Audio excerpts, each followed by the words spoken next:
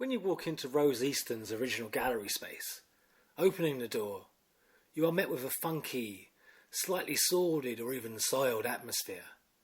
A pinkish tinge of rot. It's not your usual bright, illuminate, Powerpuff pink. It's a pink of open flesh, post-battle, the endgame, a darker shade of pink.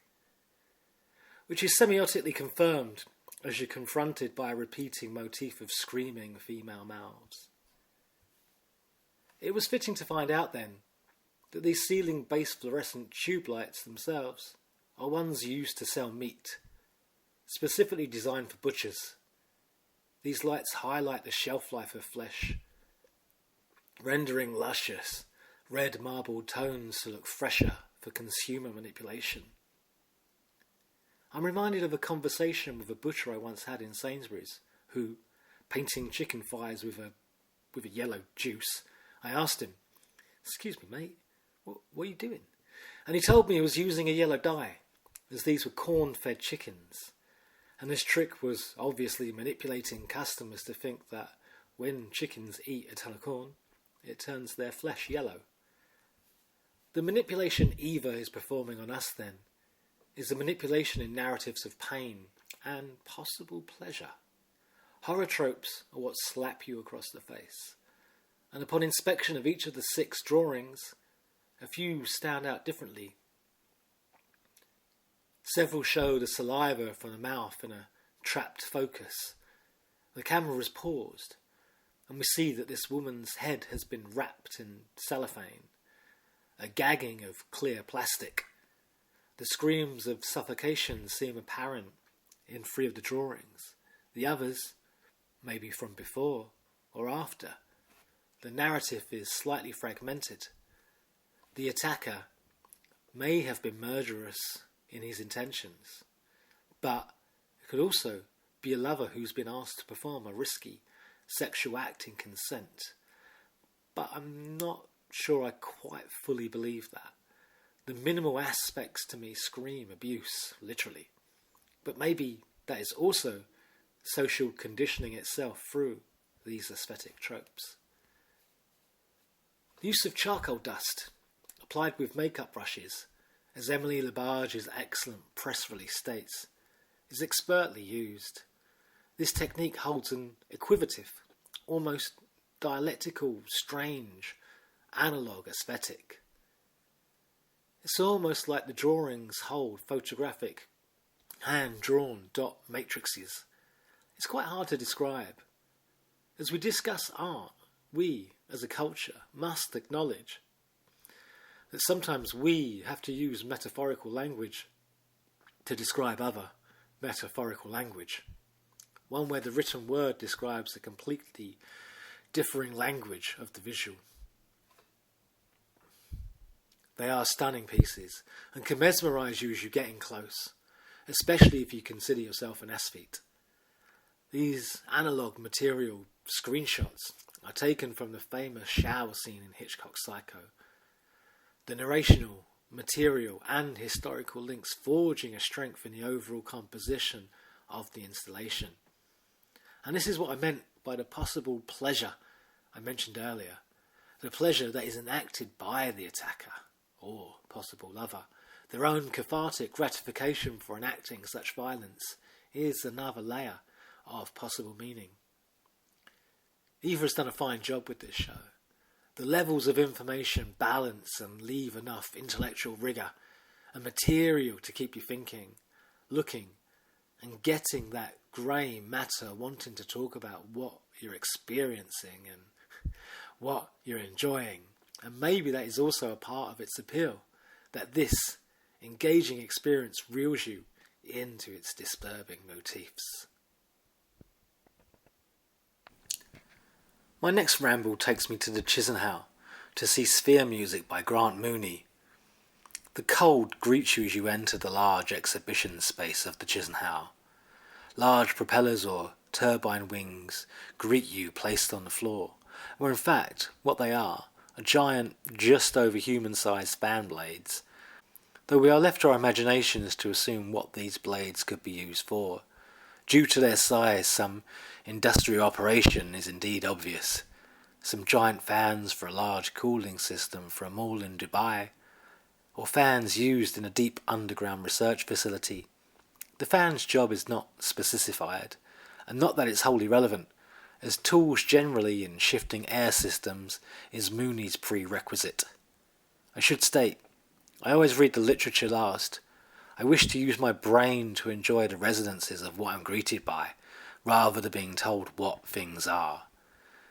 These large blades are stripped bare of any use and are fresh out of the box or returned to factory settings as described in the press release, as are the motors that sit behind them, cut off from any power source.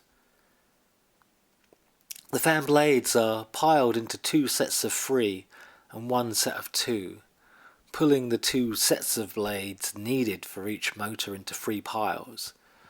There is an arbitrary placing of this that feels as if it should have a specific resonance and meaning, but I can't quite place the notion for this decision. A monitor in the gallery ceiling above the motor shows a wave resonance of vibrations in yellows and reds.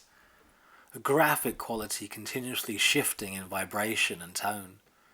I was confused where this was coming from till after reading literature, but the flow of digital information is collected as a continuous wave of data from an aluminium harp vibrating with the wind placed on the building's roof, forming the yellow and red visuals on the monitor. What stands out instantly is it would possibly have been better placed outside to be seen through the removed panes of glass from the windows in the gallery. As I said, it's cold in the space, and this is metaphorically in the end, is how I feel about the show. Cold. There is very little warmth here. On the centre of the right-hand wall is a hard metallic sculptural object, almost representing the form of bars of gold. A trapezium-shaped object with the centre cut out, and another sculptural component of unknown, sluggish, whitish material sits in the gap. This appears to be a remnant of some sort of construction work, a clay-looking blotch. It is marked with a sort of large set of fingerprint wave-like forms that ripple over its surface. Cut with a cross, and in the centre of the cross, it appears to be where the object is nailed into the first structure of this sculpture. I find the overall theme and topic of inquiry itself quite dull. Unlike Gold's ensemble, this shows components grate against each other, rather than conceptually flow as the literature aggrandizes. The text of the press release seems far removed to what is actually present in the show. Comparisons to a body's nervous system and vibratory network seems a far reach from what is presented to us as an amalgamation of flow. An inflated sense of importance is laced to the materials through an exaggerated narrational quality. For instance, the text states as having the potential to generate volatile atmospheres of action, exchange, dependency and feeling. The exchanges of feelings I feel here are pretty flat to say the least. The connecting assemblage holds surface knowledge but does not really delve deeply into any specific theme of investigation. If this is considered aesthetic academic research, then I feel this is quite a poor effort. Any tropes or ideas of labour are non-existent, exposing a dismissal of any ideology of class to capitalism, especially within the factory settings of this space. And this misses a fundamental component of realism inescapable from industrial labour. Structural and socio-political contextual reference are unacknowledged, especially if we are encouraged to engage with notions of volatile atmospheres of action. The arbitrary linkages between components leave no resonances of imagination. It's as though the artist has thought, material, that's all I need to present, materials. Material is good enough to convey the arbitrariness of flow for an audience to ponder. Unlike Gold's minimal exhibition mentioned before, the connecting components create a reverberation of more curiosity. The flow of information Mooney presents trickles past your face and then leaves the building. There needs to be another component to bring the pieces together for ontological resonance. Something to spark what is already there, Not that I'm sure what that could be, but overall, I find this work really quite unengaging. There is a missing chord to this work, and maybe that's what this show could have used. Some actual music or a narrative presented in sound. After all, what permeates materials in art are their fundamental narrational qualities. The emptiness and coldness of this show seems metaphorically apt to widen oceans of art that lacks a social consciousness.